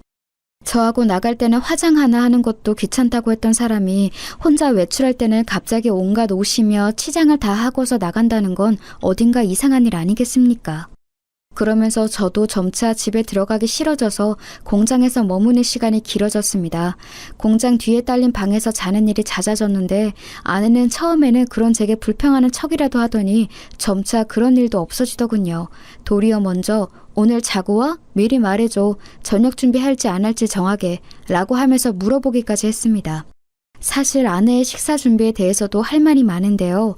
아내는 결혼 후 얼마간은 정말 열과 성을 다해서 식사를 준비해주고는 했습니다. 하지만 시간이 지나면서 점점 더 부실해지기 시작해서 나중에는 햇반에 스팸 구운 것, 김치와 김 정도만 올라오는 경우도 많았죠. 하지만 저는 어쨌든 아내도 자기 생활이 있을 거라고 여겨서 문제 삼지 않았습니다. 아내도 일하기 싫을 때가 있을 거고 가정주부이니만큼 자기가 알아서 스케줄 조절을 하고 싶을 테니까요. 얼마 지나면 다시 잘해주겠지 하고 기대하면서 그냥 아무 말도 하지 않고 나와서 밥을 사 먹고는 했습니다. 그런데 이제는 아예 제가 집에 안 들어가는 것을 좋아하는 눈치더군요. 저도 한껏 경계하면서 의심하던 시기였기 때문에 이제 아내의 분위기를 전부 알고 있었습니다.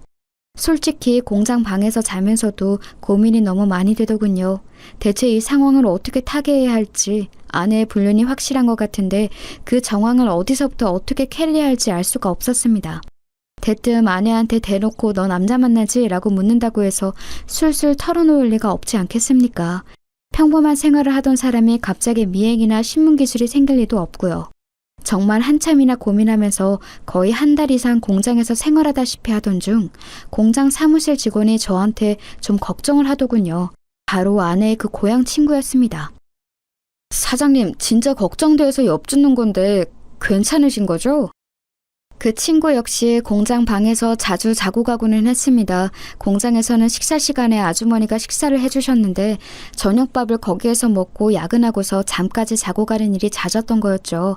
그러다 보니 제가 매일 밤 어두운 얼굴로 한숨을 쉬면서 혼자 술을 마시고 자는 일도 다 알았습니다. 처음에는 이 친구가 아내의 고향 친구인 것을 알기 때문에 별일 아니라고 계속해서 얼버무렸습니다.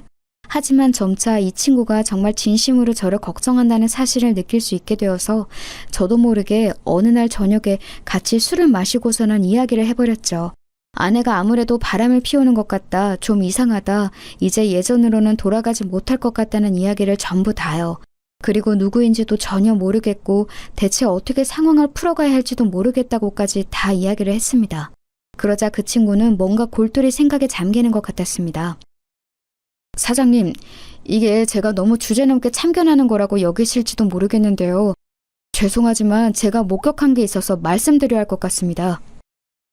직원은 조금 망설였지만 저는 뭔가 도움이 될 것 같으면 뭐라도 이야기해달라고 부탁했습니다. 그 직원 역시도 술에 좀 취해 있어서 제가 말하자 고개를 끄덕이고서는 술술 이야기를 털어놓았죠. 다른 게 아니라 저희 그 개인 사업자 사장님 있으시지 않습니까? 저희 자재 공급해 주시는 분요. 그 사람, 그 친구 재미있고 좋은 사람이지. 네, 사장님하고도 친하시지 않습니까? 그런데 얼마 전에 제가 그분 차에서 사모님이 앉아있는 걸 봐서요. 뭐? 저는 너무 놀라서 눈을 크게 떴습니다. 그 직원은 아내의 고향 친구이기도 하기 때문에 아내를 잘못 볼 리가 없었죠. 직원은 뭔가 잘못 말이나 싶은 얼굴이었지만 어쨌든 꺼낸 이야기 때문인지 끝까지 전부 이야기를 했습니다. 사실 저희 공장이 조금 외진 곳에 있지 않습니까? 그 거래처 사장님이 차 타고 오실 때는 분명히 혼자였거든요. 저는 그분이 격리 과장님하고 이야기하시는 거 보고서 점심시간 되었길래 저쪽 카페, 차로 한 10분 거리의 카페에 갔었어요. 그런데 2층에 올라가서 잠깐 앉아 있었는데 이야기가 다 끝났는지 그 사장님이 카페에 차를 대고서 커피를 테이크아웃 해가시더군요. 그리고 그 차 창문이 열려있는 사이로 사모님이 보였고요. 직원은 제 아내이기 때문에 사모님이라고 점잖게 불러주고 있었지만 사실 그의 고향 친구이기도 했죠. 그런데도 이렇게 제게 말해주는 것이 믿어지지 않을 정도였습니다. 하지만 그 직원은 나름대로 마음고생이 있었던 모양이었어요. 사실은 그동안 사모님이 뭔가 그 거래처 사장님하고 만나는 것 같은 느낌이 들었는데 사장님께 말씀을 드려도 되는 건가 고민이 되어서요. 혹시라도 제 착각이면 정말 큰일이니까요. 그랬군. 아니야, 하지만 맞는 것 같아, 분명히. 직원은 그 외에도 거래처 사장이 누군가와 사귀는 듯한 모습을 보여왔고 차에 걸린 장식품도 아내가 좋아하는 캐릭터라서 뭔가 이상하다고 여겼다고 했습니다. 중년 남성이 보통 알록달록한 캐릭터를 차에 걸어두지는 않죠. 그런데 카페에서 아내를 목격한 이후 그것이 생겨나서 직원은 의심을 하지 않을 수가 없다고 하더군요. 정말 아찔했습니다. 한쪽은 제가 정말 사랑하는 어린 아내였고 한쪽은 꽤나 거래한 지 오래되는 나름대로 신이 있다고 생각했던 거래 상대방이었어요. 서로 협력하면서 살아온 세월이 생각보다 상당히 오래되었죠. 그런데 그런 두 사람이 제 눈을 피해서 사귀고 있었다니 상간남 상간녀였다니 말입니다. 제 친구를 배신하는 일일지도 모르지만 그래도 저는 불륜은 진짜 아니라는 생각이 들어서요. 바로 말씀 못 드려서 죄송합니다. 아니야. 말해줘서 정말 고마워. 말하기 힘들었겠지. 술의 힘을 빌려서라도 제게 사실을 말해준 그 직원이 정말 고마웠습니다. 저는 그에게 고맙다는 인사를 한 후 제 방으로 와서 자리에 누운 채 곰곰이 어떻게 해야 하나를 고민하기 시작했죠. 일단 그래도 아내니까 서로 이야기를 나눠봐야겠다는 생각이 들었습니다. 그래도 아직 제 마음속에는 아내를 사랑하는 마음이 남아있었고 어쩌면 그 거래처 사장이 억지로 아내를 꼬드겨내어 불륜을 저지른 것일 수도 있다고 생각이 들었습니다. 어쨌든 아내는 너무 어린 사람이었으니까요. 경험도 없고 성숙하지도 못한 여자니까 제가 어느 정도는 감안해야 한다는 생각이 들었습니다. 그리고 일단 그 거래처 사장하고도 먼저 말을 나눠서 아내한테서 손을 떼게 해야겠다는 생각도 들었고요. 그래서 그 다음날 저는 사무실로 나가서 한참 고민했습니다. 언제쯤 전화를 걸어서 무슨 말로 먼저 운을 떼어야 할까? 이제 예전처럼 친근하게 그 사장을 대할 수는 없을 테니까요. 그런데 점심 먹기 직전 시간쯤 사무실에 앉아있던 그 직원이 저한테 조심스럽게 다가왔습니다.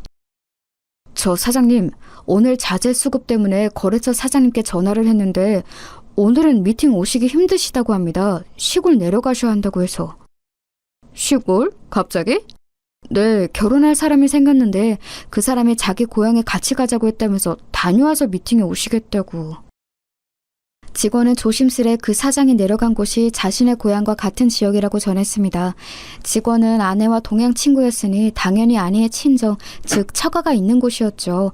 저는 정말 머리가 띵해지더군요. 불륜도 모자라 이제 아예 고향까지 데리고 가는 것인가 싶어서요. 그리고 직원이 전한 말은 더 충격이었습니다. 꼭 정말로 결혼 준비라도 하는 것처럼 말씀하시더라고요. 저는 그냥 하시는 말씀인가 했는데 처가 장모님께 인사드리러 가는 거라면서 여러 가지로 준비한다고 간다고. 이건 아직 비밀이라면서 주변에는 말하지 말라고도 하셨는데요. 다녀와서 사장님께 인사도 따로 드리겠다면서 아주 즐거워하셨습니다. 맙소사 소리가 저절로 나왔습니다. 저는 눈앞이 아찔해져서 한참이나 머리를 숙이고 이마를 짚고 있었어요. 직원은 걱정스러운 눈초리를 하고 있었지만 저는 손을 저어서 괜찮다고 가보라고 했습니다. 속이 뒤집히는 것 같았어요. 제가 제일 사랑하던 아내와 그래도 믿고 신뢰하던 거래처 사장이 불륜관계라니. 저는 그냥 있을 수가 없어서 자리에서 일어섰습니다. 주변에게 말하지 말라면서 저희 사무실 직원한테는 말하는 저 입 가벼운 꼬라지는 또 대체 뭔지 알 수가 없었어요. 그래도 저희 사무실 직원들이나 저하고 무척 가깝게 지내던 사람이라서 더욱이나 상처가 컸습니다. 저는 충격을 받은 상태로 곧장 차를 타고 처가로 향했습니다. 아직 출발하려고 타고 있던 때에 직원이 걱정스러운 얼굴로 달려나오더군요. 사장님, 지금 좀 비틀거리시는데 운전하고 먼 길 가시면 좀 위험할 수 있습니다. 그렇다고 안 갈 수는 없지 않겠나. 제가 운전할까요? 저도 일단 말씀 전해드린 이상 완전히 다른 사람 일은 아니라서. 사실 직원은 여러 가지로 걱정하는 눈치였습니다. 일단 그 친구는 저를 은인으로 여기고서 워낙 열심히 일을 하던 사람이기도 했고 아내의 오랜 고향 친구이기도 했으니 양쪽 다 걱정이 되었겠죠. 사실 저보다는 아내를 걱정했을지도 모릅니다. 어쩌다가 말을 전하는 꼴이 되기는 했지만요. 그래서 저는 그러자고 했습니다. 제가 생각하기에도 도무지 제대로 운전을 하면서 사고를 안 내고 처가까지 도달할 자신이 없었거든요. 한참이나 차를 타고 내려가는 동안 직원도 저도 아무런 말을 하지 않았습니다. 저는 머릿속으로 한참이나 소용돌이를 가라앉히려고 애쓰다가 어느 정도 시간이 지나니 차분해졌습니다. 이제 분류는 너무 확실해져 버린 상황이었으니 남은 건 어떻게 두 상간남 상간녀를 처리하느냐, 그리고 이혼을 해서 어떻게 그 여자를 내다 버리느냐만 남은 거였죠. 세상에 나이 40에 뒤늦게 결혼한 것이 이런 결과를 가져올 줄 누가 알았겠습니까? 그 거래처 사장도 이른 나이에 아내와 사별했다고 하고 어린 자식 키우느라 고생한다는 사정도 있어서 제가 더 잘해줬던 것도 있었습니다. 하지만 이런 식으로 결국 뒤통수를 맞아버린 거였죠. 한참이나 달려서 내려간 끝에 처가가 있는 곳에 당도했습니다. 처가 마당에 낯설면서도 익숙한 차가 서 있는 것을 보고 정수리에서 피가 빠지는 것 같더군요. 같이 있던 직원이 말을 더듬었어요. 저거 거래처 사장님 차네요. 알고는 있지만 그래도 눈으로 확인하는 건 또 완전히 다른 일입니다. 장모님이 사시는 집이기는 해도 일단 제 명의로 매매한 곳이기 때문에 저한테도 열쇠가 있기는 했죠. 비밀번호를 눌러서 들어가는 잠금장치인데 대면 열리는 종류의 전자열쇠 말입니다. 그래서 저는 그 열쇠를 대고서 곧장 아무런 사전 경고도 없이 집 안으로 들어갔습니다. 아니나 다를까 현관에도 남자의 신발이 놓여 있었습니다. 안쪽에서는 고소하고 향긋한 냄새와 더불어서 하하호호 웃으며 이야기를 나누는 목소리가 들려왔습니다. 저는 현관 중문 바깥에 서서 멍하니 그 소리를 듣고 있었죠. 아니, 나는 이렇게 근사한 삽입감을 우리 딸이 데리고 올 줄은 몰랐어. 어쩜 이렇게 사람이 체격이 좋고 중후할까? 그럼 엄마, 내가 기다리랬잖아요, 그러니까. 칭찬 감사합니다. 제가 왔을 때와는 사뭇 다르게 아주 화기애애한 분위기였습니다. 대체 제 어디가 그렇게 마음에 안 들었던 것일까요? 제가 왔을 때는 거의 장모님이 저를 쏘아 죽일 것 같은 눈으로 노려봤는데 말입니다. 심지어 저들이 앉아서 놀고 있는 것은 제 명의에 제 돈으로 산 집안이었죠. 우리 딸이 법적으로 절차만 다 밟아서 끝나고 나면 전 남편 떨궈내고 우리 사위랑 행복하게 잘 살 거야. 지난번 그놈 진짜 지긋지긋했다. 나도 그래, 엄마. 적당히 이집하고 재산만 잘 갈라서 받아내고 갈라서야지. 모녀는 그런 식으로 입방정을 떨면서 저를 씹어대더군요. 속 좁고 촌스러운 남자, 왜소한 데다 남자로서의 매력이라고는 없는 남자. 저는 중문 너머로 안에 있는 이들을 지켜보았습니다. 멀쩡한 식탁도 놔두고서 거실 탁자에 둘러앉은 세 명이 아주 분위기가 좋더군요. 장모님은 거래처 사장이 자기 접시에 음식을 다 먹은 것 같자 얼른 일어나서 가운데 있는 냄비에서 듬뿍 또 한 그릇을 퍼내서 건넸습니다. 배부르다면서 손사래를 치던 거래처 사장은 또 낼름 받아서 그걸 먹더군요. 내가 씨암탉 잡은 걸세. 이게 얼마나 귀한 손님한테만 대접하는 건지 알긴 하나? 우리 딸한테 잘해줘야 해. 우리 딸이 자네가 얼마나 매력적인지 나한테 어찌나 수다를 떨었는지 아주 내가 귀에 딱지가 다 앉았어. 장모는 유쾌하게 말하면서 거래처 사장의 등을 두드렸습니다. 사장도 아주 기쁘다는 듯이 웃으면서 허허 대답했고요.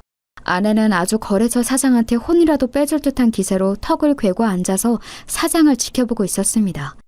여태까지 저는 장모님한테 제대로 된 밥 한 그릇을 얻어먹은 적이 없었죠. 다 식어 빠진 밥에 냉장고에서 꺼내 먹다만 반찬들, 아내조차도 신혼 초에만 저한테 식사를 제대로 챙겨주었고 최근으로 오면서부터는 아예 식사를 챙기지도 않았습니다. 그런 나날들이 겹쳐 떠오르면서 속이 울컥거리더군요. 곁에 직원이 걱정되는지 움찔거렸지만 그와 상관없이 저는 중문을 벌컥 열고 들어갔습니다. 서로 아주 화기애애하게 수다를 떨며 식사를 하던 세 사람이 갑자기 열린 문 때문에 깜짝 놀라서 저를 쳐다봤죠. 아내가 너무 놀랐는지 입을 떡 벌리고서 저를 불렀습니다. 여보? 당신 어떻게 여기에? 아니, 자네 왜 여기에 있나? 여기 어떻게... 아니, 이게 아내와 장모 모두 당황해서 무어라 설명도 하지 못한 채로 말을 더듬어댔습니다. 거래처 사장은 처음에 아예 무슨 일인지 파악조차 못하는 것 같더군요. 사장님? 사장님이 여기 왜 오신 건지... 아니, 여기 무슨 거래하실 거 있으셨나요? 거래처 사장은 정말로 아무것도 모르는 얼굴로 순진하게 저한테 물어봤습니다. 저는 가만히 그를 노려봤지요. 솔직히 그 거래처 사장은 불륜남, 아내를 꿰어낸 나쁜 상간남이라고 생각하고 있었는데 지금 보니까 아예 제가 아내의 남편이라는 걸 모르는 것 같았습니다. 안에서 들었던 대화 내용으로 미루어 보아서는 분명히 아내가 이혼 절차를 밟고 있는 중인 사실상 돌싱이라고 생각했던 것 같았고요. 이게 말이 되나 싶었는데 생각해보니 거래처 사장은 사실 제 아내를 만날 일이 없었습니다. 저는 아내가 공장에 와서 쓸데없이 기름때 냄새 맡게 하지 않도록 철저하게 공장에 오지 않도록 했고 거래처 사장은 그저 제가 처가 있다는 사실만 알고 있었고요. 평상시 따로 만나서 식사나 술을 같이 하기는 했지만 딱 거기까지인 관계였으니 제 아내가 누구인지 알 턱이 없었습니다. 거래처 사장은 잔뜩 긴장한 아내와 장모를 보면서 잠시 어리둥절한 표정이 되더군요. 사장은 잠시 아내와 저를 번갈아 보더니 여전히 사태 파악이 안 되는 모양이었어요. 그 사이 아내는 저한테 달려와서 얼른 제 손을 잡았습니다. 여보, 어떻게 지금 왔어요? 제가 지금 저분이 저 남자분한테 빚진 게 있어서 잠시 대접하는 중이었어요. 그래. 내가 그래서 좀 나한테 도움을 준 분이라서 내가 대접하고 있는 중이었네. 사위한테도 안 주는 씨암탉 잡았어요. 그쵸? 잔뜩 음식 차려놓고 대접하고 계시네요. 거래처 사장도 일어나서 저한테 다가왔는데 의아한 표정이었습니다. 당연하겠죠. 사장님도 제가 사람 잘못 봤네요. 현재 결혼 상태인 제 아내하고 따로 만나고 계시다니. 심지어 처가에 와서 씨암탉 대접까지 받고 계시다니 놀라운데요? 예? 네? 이게 무슨... 사장은 눈치를 보면서 저와 아내를 번갈아 봤습니다. 아무리 이혼 절차 중이라고 알고 있었다고 해도 엄연히 법적으로 결혼 상태인 여자와 불륜을 저지른 거였죠. 거래처 사장의 잘못도 컸습니다. 아내가 벌벌 떨면서 저희 옷자락을 잡은 걸 보더니 그제야 거래처 사장은 무슨 상황인지 알겠는 모양이더군요. 사장은 당황한 얼굴이 되어서 떨기 시작했습니다. 그러면서 제 앞에 허리를 숙이고서 얼굴색이 창백하게 변했습니다. 죄송합니다, 사장님. 사장님 아내인 줄 정말 몰랐습니다. 제가 정말로 몰랐습니다. 제가 그 말은 믿을 것 같은가 보죠? 정말입니다, 사장님. 정말입니다. 거래처 사장은 덜덜 떨면서 저한테 정말 몰랐다고 애원에 애원을 거듭했습니다. 사실 지금 그 거래처의 실질적인 거래는 저희밖에 없었으니 당연하겠죠. 사실 원자재의 질이 그리 좋지도 않았고 가격 경쟁력도 없는 거래처였는데 순전히 제 호감과 호의만으로 거래가 유지되고 있는 곳이었으니까요. 당연히 지금 저희와 갈라서게 되면 그 사장은 사업이 완전히 나락으로 가는 거였습니다. 그걸 잘 아는 거래처 사장은 제 앞에 무릎을 꿇으면서 애원했습니다. 사장님, 저는 정말 사장님 아내인지 몰랐습니다. 알았다면 만나지 않았을 거예요. 이제 와서 그런 소리는 아무런 의미가 없어요. 저는 저 여자가 지금 이혼 준비 중이라고 곧 갈라설 거라고 해서 만난 것 뿐입니다. 정말입니다. 아무런 증거도 없이 그런 소리를 믿었나 보군요. 게다가 아무리 이혼 준비 중이라고 해도 법적으로 엄연히 결혼 중인 여자죠. 말하자면 사장님은 제 아내를 꼬여내서 상간남 짓을 했다는 이야기입니다. 이제 그쯤 되니 저는 더 이상 화도 나지 않더군요. 아무리 제가 남편인지 몰랐다고 해도, 그리고 이혼 절차를 밟고 있는 중이라고 알았다고 해도 분명하게 상간남인 건 확실했습니다. 이혼 절차 중이라고 알았다는 건 다른 말로 하면 혼인관계 중이라는 사실을 알았다는 것도 되었죠. 엄연히 법적으로 남편이 있는 여자와 사귀면서 장모랍시고 그 모친 집까지 와서 밥을 먹고 앉아 있었다니, 제가 생각했던 그 사람과는 완전히 다른 됨됨이었던 겁니다. 기어코 거래처 사장이 벌벌 떨면서 울기 시작했습니다. 냄새가 났던 걸 보면 오줌도 좀 지렸는지 모르겠어요. 아무런 베이스도 없이 그저 저희 회사와의 거래를 통해서 한 달 벌어 한 달 먹고 사는 사람이었으니 당연했을 겁니다. 아예 살아갈 길이 막막한 거였으니까요. 거래처 사장이 그런 꼴을 보고서는 아내와 장모도 급하게 저한테 매달렸습니다. 여보, 진짜 생각하는 그런 거 아니에요. 저는 정말로, 그러니까 그런 관계가 아니었다고요. 그냥 빚을 져서 보답을 하려고. 지금까지도 그런 말이 먹힐 거라고 생각하는 건가? 진짜 답이 없네. 어처구니가 없더군요. 장모도 뭔가 횡설수설하면서 저한테 매달리려고 했지만 저는 그 이유를 알았습니다.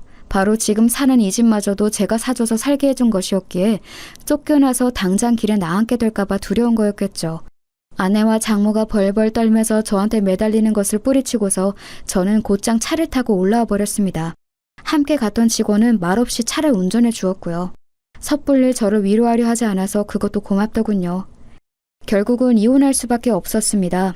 아내가 제 바지가랑이를 붙들면서 더럽게 안놔주려고 굴기에 지금 협의 이혼에 동의하지 않으면 결국 불륜으로 소송전을 불사하게 될 거라고 이야기를 해주었죠. 유책이 그쪽이기 때문에 민사소송으로 손해배상도 진행할 거라고요. 아내는 제가 어떻게든 그렇게 할 거라는 사실을 눈치채고서 결국 협의 이혼에 동의할 수밖에 없었습니다. 그러면서 장모님이 살고 있는 집만은 어떻게 안 되겠냐고 애원했지만 제가 그걸 봐줄 이유도 없었죠. 당장 나가라고 하고서 집이 비워지자마자 다른 사람한테 팔아버렸어요. 순순히 나가면 제가 나중에 사정을 봐줘서 다시 들어오라고 해줄 거라고 생각했던지 제가 팔아버린 걸 알자마자 저한테 전화해서 난리를 치더군요. 물론 제가 그 꼴을 그냥 두고 볼 이유도 없었습니다. 다시 한번 이런 전화를 하면 경찰에 신고할 거라고 알려준 뒤에 전화를 차단해버렸죠. 당연히 거래처 사장도 거래를 끊어버렸고요. 그 사장에게 손해배상을 걸어버릴까 했지만 귀찮아서 안 했습니다. 어차피 긁어낼 수 있는 위자료도 얼마 없을 만큼 가난한 인간이었던지라 아마 저희와의 거래가 끊겨서 그대로 나앉았을 거예요. 대신 아내의 고향 친구였던 직원은 승진해서 직급을 높여주었습니다. 그 친구만큼은 이번 사태에서 제 편에 서주었던 사람이었으니까요. 나름의 고마움의 표현이었습니다. 이렇게 갈라서고 나서 저는 여태까지 혼자 지내고 있습니다. 더 이상은 어떤 여자도 믿지 못할 정도로 상처받았기 때문에 연애는 해도 결혼은 더 이상 하고 싶은 마음이 들지 않네요. 여러분도 배우자를 너무 믿지 마시기 바랍니다.